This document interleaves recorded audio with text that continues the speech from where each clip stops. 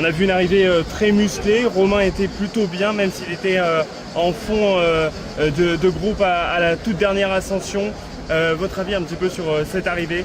Romain est dans le match, mais son changement de vélo 2 tours avant l'arrivée ou 2 montées avant l'arrivée a quand même handicapé ses chances parce que forcément il y a de la reconcentration. Maintenant, être dans le match, être en capacité d'aller jouer la victoire, ça se jouait probablement un petit peu au-dessus. Voilà, il est quand même dans le match, il fait 7ème. Bon, c'est malgré tout un bon résultat.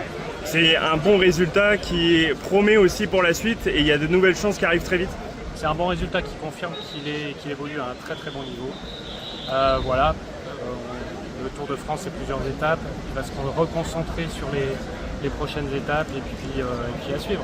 La volonté c'est peut-être aussi d'essayer de prendre des échappées pour jouer sa chance en petit comité. On est venu pour chasser des victoires d'étape, donc il faudra prendre des échappées. Lui ou d'autres ont montré qu'ils avaient le niveau. Son changement de vélo a été très facile, un de ses coéquipiers était toujours là, donc ça montre le niveau de l'équipe. Quant à Paché, s'il n'avait pas eu ce problème de drapeau dans sa roue arrière, aurait certainement terminé aussi dans le premier groupe. Donc on a les coureurs pour aller chercher des échappées. Un dernier mot juste sur la petite chute hier de Guillaume Martin. Est-ce que ça va comment il se sent après cette étape? Une chute c'est jamais anodin. Un coureur de toute façon après une chute, mais quelques jours avant de récupérer. Voilà. Guillaume est venu pour le classement général. On sait que le classement général, au niveau où va le jouer Guillaume, ne nécessite pas d'être absolument focus sur toutes les secondes. Donc il va certainement avoir besoin de quelques étapes pour récupérer. Dernière chose, on se projette un petit peu sur l'étape de demain. Ça pourrait s'ouvrir à une échappée, la volonté au moins d'envoyer un représentant du côté de la Groupama. Il faudra déjà s'assurer qu'elle ait lieu, cette étape. Alors on va faire confiance au préfet évidemment dans ces décisions-là. La sécurité des spectateurs qui viennent suivre le Tour de France est la priorité.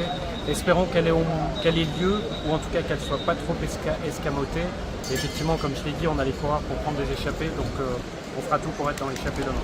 Visiblement, elle aura lieu, mais dans des conditions un peu particulières, c'est-à-dire que ça reste à confirmer, mais ce serait sans public et sans caravane publicitaire. Ok. Eh ben, une course est une course, donc quelles que soient les conditions d'une course, les coureurs du peloton sont habitués à garder la concentration nécessaire pour performer pendant la course. Donc si elle a lieu, c'est déjà, en tout cas pour les coureurs et la course, c'est déjà une bonne nouvelle. C'est un moindre mal, ouais. C'est un moindre mal. Ça ferait bizarre un tour là avec une étape annulée. Ça va faire bizarre et ça laisse peut-être présager d'autres situations comme celle-là, donc ça fait toujours bizarre et c'est déjà arrivé au moment du Covid. Où les courses se déroulaient avec peu ou pas de spectateurs. Bon, la course c'est la course et s'il y a une décision comme ça ou comme telle a été prise, c'est aussi pour préserver la sécurité des spectateurs.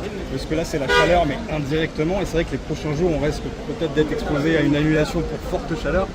C'est difficile de composer avec ça. C'est difficile de composer avec ça, il faut qu'on se prépare à tout. Les coureurs le sont, on leur a rappelé dans le briefing que la course pouvait se dérouler de manière imprévue.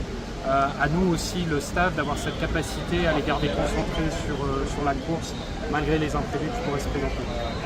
Merci beaucoup. Merci beaucoup. Merci.